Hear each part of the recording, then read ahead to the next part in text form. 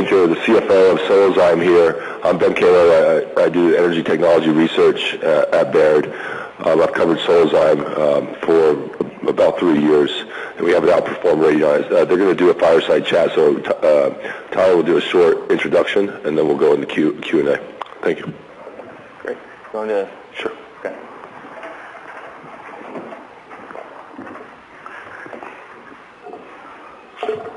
Good afternoon. Thanks, Ben. Appreciate being here at the conference. Thank you to Biard for hosting, and for all of you to show the interest toward the tail end of the conference. It's always nice to be here in Chicago. I do have a presentation here, but I'm actually not going to use the presentation, so we can keep it as a more informal fireside chat. I will just very quickly point out what the company does and give you a quick history before we start the fireside chat. So we were founded in 2011, in 2003. We're an 11-year-old company at this point, went public in 2011. We're over 270 people today, of which most of those are in South San Francisco at our corporate headquarters. We also have facilities, which shows down here, labs and office spaces in Peoria, Illinois, and Campinas, Brazil, as well as manufacturing facilities in Peoria, which is about 100 miles south of here, for those of you who are familiar with Peoria. Also Clinton Galva, which we have a facility that just became commercial with Archer Daniels Midland as a partner, and in Moema, which is in Sao Paulo State in Brazil, where we have another large-scale facility coming online shortly with our partner Bunge. My name, as Ben mentioned, is Tyler Painter. I'm the CFO. I've been with the company for about 7 years now. The way I would characterize the path of Solozyme to here, and kind of to give you a perspective of where we are and where we're going, the company spent the first 8 years of its life really building out the technology platform. What we do is we are a biotech company that has the ability to very efficiently convert carbohydrate-based sugars, so think of anything from sugar cane to corn-based sugars to any crop-based sugar to also cellulosically derived sugars. And we convert those by feeding through a fermentation process the sugar to algae. And we use microalgae to very efficiently convert that sugar into oil. The second piece of our value proposition is we've developed a technology over that kind of first 8 years to really be able to tailor the profile of the oils we produce. So when we're working with companies where we have partners with folks like Unilever, we can tailor oil profiles that very specifically meet the end product needs that they're actually making in the marketplace, helps them answer sustainability, helps them improve their supply chain, and again, allows them to formulate and make products that they either couldn't make before or to make them better than they could make before. We scaled up our process starting in 2007 and then really into 2008 in large scale in other people's fermentation facilities. We did this in partnership with the Department of Defense, in which we were doing a large-scale biofuel program, which paid for a lot of our scale-up work over a number of years to show, demonstrate, reach the productivities we needed at other people's fermentation facilities. We then moved into a stage where we purchased a facility in Peoria, Illinois. This was with a program with the Department of Energy for an integrated biorefinery. This was an old industrial fermentation facility that actually started its life as a Pabst Blue Ribbon brewery. A company out of Japan named PMP bought it, turned it into industrial fermentation, and then we were able to, when they moved their fermentation back to Asia, we were able to bring that in-house. That work established our ability to prove out our process at scale. What we've done the last 3 years is we set out to really establish and secure large commercial manufacturing that we could either control or own. And what that meant is partnerships with very large agricultural feedstock providers, ag science type companies, where we could secure large quantities of the feedstock, the sugar we need, where we can have partners that understand how to run large-scale logistics, where we have partners that have also committed significant capital. So we entered a joint venture with our partner Bunge, and that is our 100,000 metric ton facility that's coming online very shortly here in Brazil. That plant was built greenfield, and we've been building it over the last 18 to 24 months. In Clinton, Iowa, there's a facility that Archer Daniels Midland owns. They built the facility. Through our partnership with them, we were able to gain access to 20,000 metric tons initially, and that plant we expect to be able to expand our fermentation capabilities up to 40 and up to 100,000 metric tons. So the interesting time to think about and why Solzyme is, I believe, a very compelling investment opportunity today is we're just coming onto the large-scale commercial production and manufacturing that can allow us to broadly commercialize our oils across many different markets. The markets we serve are in industrials, in fuels, so that can go across anything that's an intermediate or an ingredient product, whether they're going to companies like Unilever or Mitsui or AkzoNobel, all of which are partners we've announced publicly. They can also go into our Solzyme consumer products, which we launched our first brand named Alginist about 3 years ago at this point, and it's had a 70% CAGR over those 3 years. It just turned profitable last year, and we've said publicly we expect that business to continue to grow at 30% or more this year. It can also go into our food products, and we have some very interesting food ingredients, both powdered substances where we can actually have a powdered oil or a high protein powder, as well as oils that can replace things like structuring fats, cocoa butter replacements, and provide very interesting novel properties that often don't exist in nature. So into the food side, we're just starting to launch that business. We've been working on quite a few different things with different partners. We're now producing that product today in Peoria, and we're planning out our next large-scale fermentation and production of that product. And then the last product that we actually just introduced about 3 or 4 weeks ago is a product named Encapso. And this is basically taking our whole cell microalgae, and it's encapsulated oil. And I encourage you, if you're interested, for those of you who are involved with the energy space or oil and gas, to take a look at encapso.com. There's a video on that describes the product, that tells all about the functionality, how we're helping. We've now been in over 20 wells that we see a very significant increased rate of penetration, better torque, better management in the well in terms of directional drilling, and environmentally it's a sustainable product that is much better than what's being put down in many cases into many of these holes. And so it's a unique product in which the lubricant, which is the oil encapsulated in the cell, is only released when it's needed. So it can be in the mud system and circulating, and at the point of friction is when that oil becomes released. It's the first of many different products that we expect out of Encapso. That's the first market that we're entering with that as well, something we're very excited about, and we just recently launched it. We also have a very strong balance sheet. We just did a financing that we ended April with $310 million or over $310 million in cash and cash equivalents. So we think we're in a really good stage from a financial perspective to broadly commercialize our technology in the quarters and years ahead. So that, I just wanted to give a quick kind of 5-minute intro, and let's move over to Fireside. Actually, you know what, I'll put this up so it's in the background.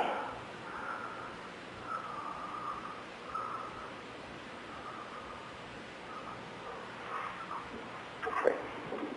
Thank you, Tyler. So when you were on the road in leading up to your IPO, you guys talked about a couple different platforms. You know, you had your cosmetic line, your chemical line, the food line, and then fuels. Where do you think now, as you look at the business a couple of years later, that you're most advanced? And do you need to be a fuel company?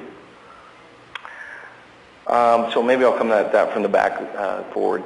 You know, the company was founded originally for leveraging and harnessing the power of microalgae to be able to produce renewable fuels. That was the impetus of the company.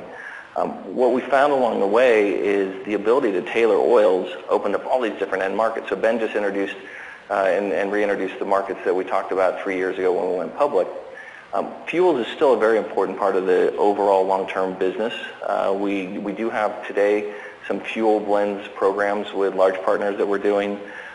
We do also see opportunities for our oils as fuel additives that can be high-value additives into the fuels market. Our expectation is that the majority of our volumes, as we ramp capacity, will go to other markets in the, you know, if you say near-term quarters and early years as we ramp capacity. Fuels, again, we think is an important part of the business. It's obviously a huge market. Our focus today is going to be in fuel blends and fuel additives where we can add higher value. Looking at the other markets, kind of again just using that as a benchmark of the kind of early 2011, we had just launched our Algenus product. A lot of people said, "You're crazy, I don't really understand this Algenus product. Why are you launching a brand?" We launched that with Sephora in 850 stores. Yeah, with the skin cream. Oh, it's a skin, yeah, it's an anti-aging skin cream. We basically, in our research, found compounds that these algae were producing to protect themselves in very harsh environments. So it's a polysaccharide that basically enables higher skin elasticity, retains moisture content, and really helps the skin be much healthier. So we took that active ingredient, and rather than just turning it into an ingredient, in which we, at that point, looked at our ability to capture the margin, if we were just to sell it to name any one of the Estee Lauders or L'Oreal's or others, that we hadn't proven out the value proposition for this new, in that case, it's a new molecule. We decided to launch that on our own, working with Sephora. We launched into 850 stores globally. We're now in over 1,300 stores with Sephora. We just launched into Nordstrom's in the U.S. We're with Space NK in the U.K. And it's a representation of where we needed to animate the value of the product. We're now getting folks coming to us asking if they can buy some of the active ingredient, get involved with our brand. And we've said we think that business will continue to grow at over 30% or more this year. It's something that we've been very excited about. It's been a 65 to 68% gross margin each quarter over the last year, and it continues to be healthy out there. If you look at the other end markets, industrials, and frankly in the food market, and now in Capsa, which you could include in industrials if you kind of make that a bit more broad. We had set out in 2011, we did not have manufacturing. We didn't have large-scale partnerships to have secure access to feedstock. And we said over the next 2 to 3 years, what we're going to do is focus on establishing manufacturing. That's going to be the next phase for this company. And so, I feel very good about the fact that we've actually done that. We've built out our partnership with Bunge, in which they own, it's basically a 50-50 partnership. We're just over 50%. This is a 100,000 metric ton plant that's soon to come online at their largest sugar mill in Sao Paulo State at Moima. 100,000 metric tons, for those who kind of don't follow oils, is say 30 to 33 million gallons of oil. So it's a large plant. And just to stop you there, because I think it is something that's important, that the Moima plant, you guys have been pretty spot on hitting your milestones. There's been some shifts in Moima. Yep. Could you talk about that and then try kind of give us some details around what happened there? I think Moima is, we certainly had very aggressive timelines that we believe we had built in all the right contingencies, and we're managing building from greenfield a very complex industrial fermentation facility. We, during that project, decided to expand the capabilities of the plant itself to enable a closed system so that as we bring new strains into country that can provide and produce new oils, there's a regulatory process you go through in Brazil. If we have a closed system, we can actually not have to go through the same regulatory process before we can produce product. So this allows more flexibility in the plant. As an example, we also did a number of other things in the control systems and flexibility of the plant. And that, we thought we could manage within our original timeline, and that ended up pushing out the plant a bit. What we announced on Monday, that we had certainly hoped to be coming on our quarterly update call, telling the world that we had produced commercial product at Moima. We hadn't. The fermentation operations, we believe, are operating well. The plant, I'm there regularly with partner meetings and whatnot. I think it's a beautiful plant. Our engineers are very confident in what it will, how the plant will operate and how we'll be able to scale it up. Excuse me. What we saw over the last month were some challenges in which Bunge actually made some significant investments in a new cogen facility at the mill. That's outside of the fence of our factory, but it provides the power to the factory. Will, I think, be a much better and long-term solution for the JV that I think will provide even more reliable and consistent power over time. And bringing up that new boiler, they've had some intermittency in terms of providing power to our fermentation operations. I think we put in place some very near-term fixes that will help if you think of kind of rolling brownout versus a blackout. Blackout in an industrial fermentation process, if it goes down in the middle operations, you're usually going to lose the batch. And so again, I don't think it's a long-term problem. Bunge's been phenomenal in working through it with us.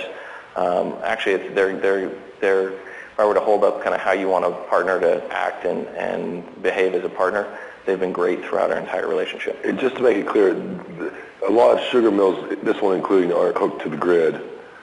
This is using a boiler burning waste from the sugar process, and they're having trouble bringing that on. They invested in a new cogen that they were just having some problems or challenge bringing that on. Okay. And is there a backup that you can do? So there is a near-term backup on site that we've now put a plan in place with them to be able to kind of handle the near term. And longer term, there is backup that they're connecting to the grid. The mill itself hadn't been previously. Okay. And the only reason I question this is because there's been a lot of pressure on the stock. Kind of people wondering when is it coming online? When does power start getting delivered? Is there any color you can give me there? I don't think there's any new updates from what we gave a couple days ago. Again, we're working through it with Bunge. We don't think that it's any impact. What we did say is we don't think it will impact significantly our 12 to 18 month ramp, and that we will be and expect to be producing commercial product in Q2. So it's never something that we like coming with a delay, but it's not. One of the things that we've tried to be really careful is, and Ben, we've talked about this a lot over the last year, is talking about our commercial ramp at the plants is 12 to 18 months. And initially when you bring up operations, for instance, that you'll be losing money on most of the products that you're producing. You're not running it to be able to reach your scale and your economics and your volumes. You're running it to establish commercial operations. You're running it to be able to deliver in-spec products. And as we move through that first phase, very standard if you look at industrial fermentation facilities, that's about a 6+ month phase. If we're able to do it faster, great. But it's something that we've planned as a 6+ month phase. And then we move into significantly ramping and then reaching toward our commercial economics and our full nameplate capacity. We started that process in terms of if you were to say when did the clock start ticking at Clinton in January. We're about to start the process in Moima. Okay. And when you look at future deals and expanding capacity, do you anticipate changing the way that you structure the deal where you're buying power over the fence or something like that, or is that just not possible? Well, I think each deal is definitely going to be its own beast. These are big facilities. The ADM deal is completely different than what we have with Bunge.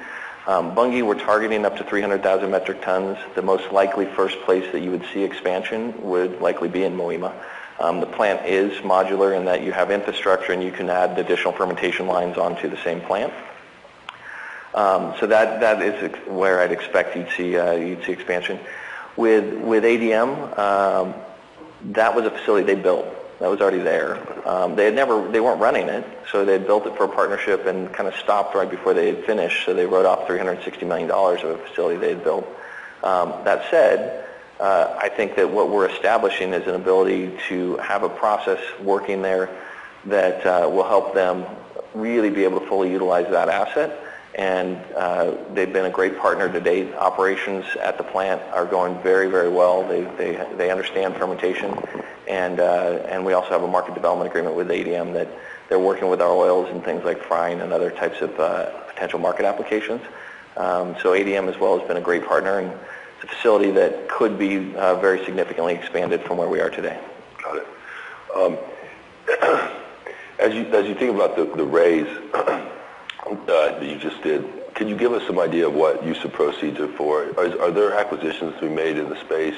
And are you looking at that with the cash? And then just talk about the timing of it. Well, there are different questions there. I think there are acquisitions to be made. We are very focused on what we're doing, so we're not looking to go out and increase M&A activity dramatically. I would never say if there was something that was a direct fit that we wouldn't do it. So there are opportunities that we would consider. Our raise was not about M&A though. Our raise was really tied to kind of three key factors.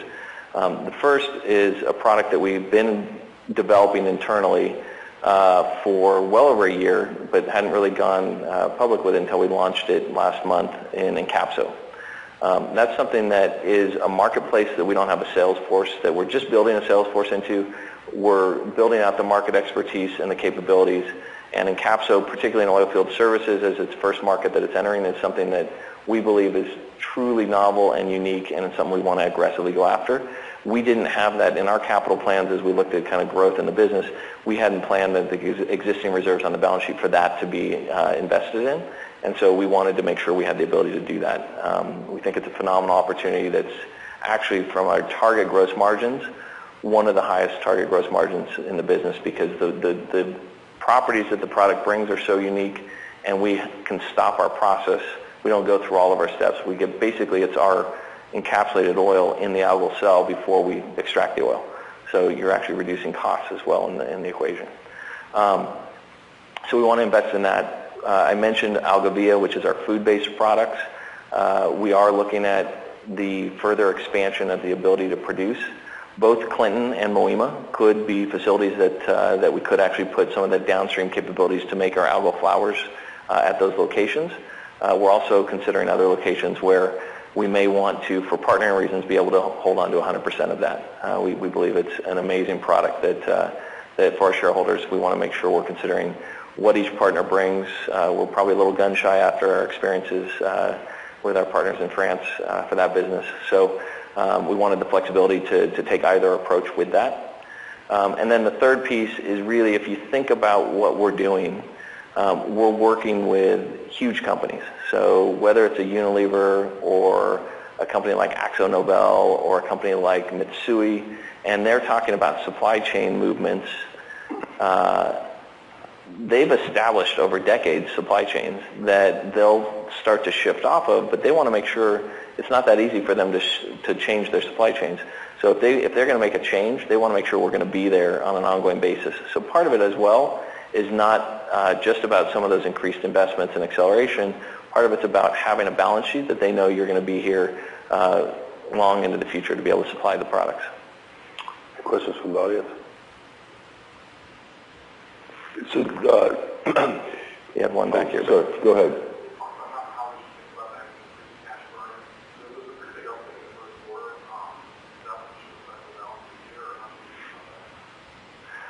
So I don't know if you didn't have a mic, I'll just repeat it. So the question was around our cash burn, how you should consider the overall cash burn that's in the plans going forward.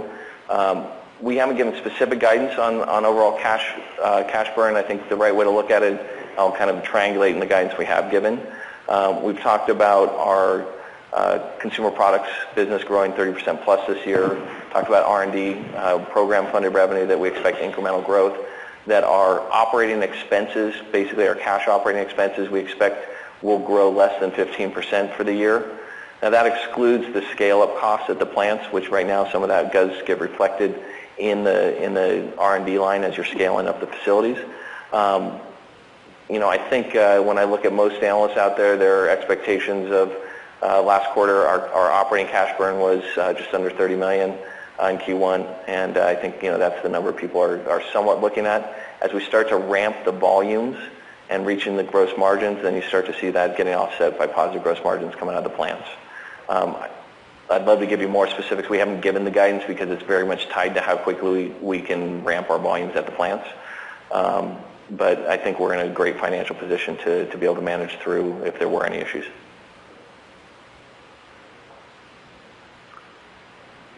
And then in Encapso, how do we think about the opportunity size and the ramp up there? I mean, it's something that you started talking about more openly now around the deal.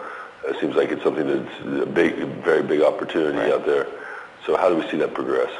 And where do you produce it? This is one of the, I've had this conversation with some of you guys see in the room, but, I always hesitate when each one of these markets I see as billion-dollar opportunities for us. And I hesitate saying that because it's like, okay, they're huge, and let's boil the ocean, and we'll take a small piece of it. And the reality is these are absolutely huge markets. And in Encapso, our first launch is in oilfield services. we're seeing, as we've now made that very public, we've actually been approached on a number of things that I think actually can continue to expand what Encapso is going to become. But just in oil field services, the results and the demands, if you look at the number of wells that are being drilled in the U.S. On a daily basis, I mean, it's staggering. And the practices, I think there will be a lot more regulation in terms of what are the practices of what's actually being put down in the wells. There's a lot of stuff that's not environmentally conscious that we think one of the reasons why we were willing to get into this space is we think we can actually provide a solution that adds sustainability, improves the environmental footprint, and you're not going to fight the natural demand for moving toward more energy independence and being able to take ability to access some of our own natural resources. It's not the right long-term solution. I think what you'll see is continued advances in a lot of different technologies that are renewable, as well as the fossil-based fuels that we're using today. In go-to-market, would you work with an oil field service company that build out capacity, or are you going to try to do this stuff yourself? Yeah, so we've already, the two companies that we have talked about that we've worked with are ARC and Anchor. Sorry, I knew it was the other A was slipping my head. But both Anchor is about the 7th biggest in terms of the oil field services folks. We also have relationships that we're developing, some that have been developed over many years, some that are just very recent in the actual end field operators. Our goal is to really establish the value proposition at the field operator level, so you get the pull coming through the kind of intermediaries. To date, we have not worked with the Big Four. I expect we will at some point, but we've wanted to establish our value proposition outside of and been warned many times in terms of how and what the right way to work with these guys. Clearly, they control a lot of the market, and they'd be a great way to continue to refine our value proposition, but we want to get to a certain stage before we do that.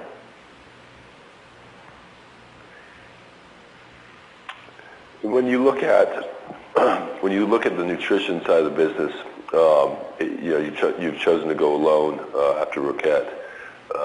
Do you think it stays like that? And then how quickly do we have to go through different FDA processes or other events before that product can get out to market? Yeah, so we were really happy to announce on Monday that we have graphs for our 4th product there. So our 2 algal flours, the whole algal flour, high lipid and the high protein, as well as now our 2nd oil in the high stability, high oleic. That's an oil that can be used for better shelf life, for better frying, for all sorts of different products. It's a heart-healthy type of oil as well. So regulatory, we're still in that process. We have actually the ability to be able to sell as well in Europe now, and we're working through that across all the markets we're looking to serve. That is one of the areas in food. It's a longer adoption cycle. Regulatory is obviously something that's key.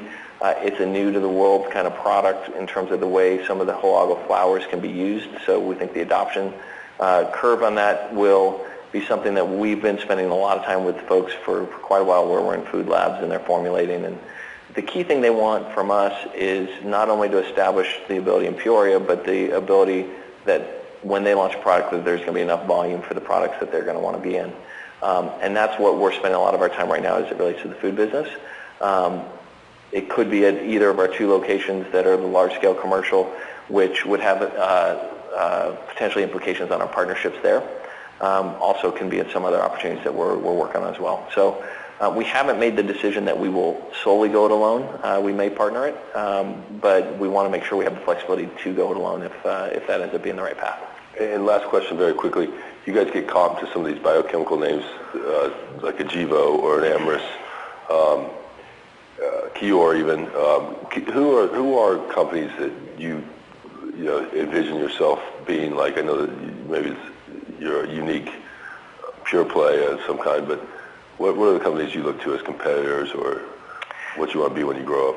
Yeah, I don't think any of the companies you just mentioned I would view as competitors of Solzyme, and I'm not going to kind of go into which ones I think. Actually, some of them have, I think, some interesting technology, and it's going to be a matter of execution and how they can commercialize, and others may not. So I'll leave it at that. It's one of the things we've said when you're starting a new industry over the years. We've said there will be some amazing new technologies that come into the marketplace, and continue to expand and create very large, profitable companies.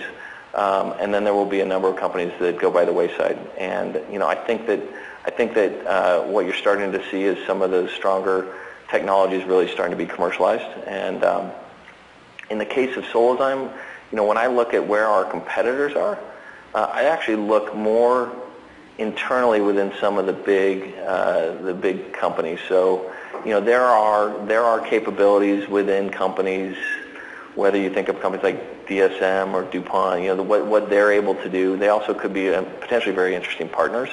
And then if you look at the core of what our technology platform can do, you've had hundreds of millions or billions of dollars invested by companies like Syngenta and Monsanto and Dow Agro and others to try to change seed crops with really limited success. And we're doing that all the time now, where in the matter of 6 to 24 months, we can completely change the oil profile. That's something they've never been able to do. And so that, I think, we're fundamentally changing an industry that some very large companies have attacked, but they just haven't taken the same approach we have. Great. Thank you very much, Tyler.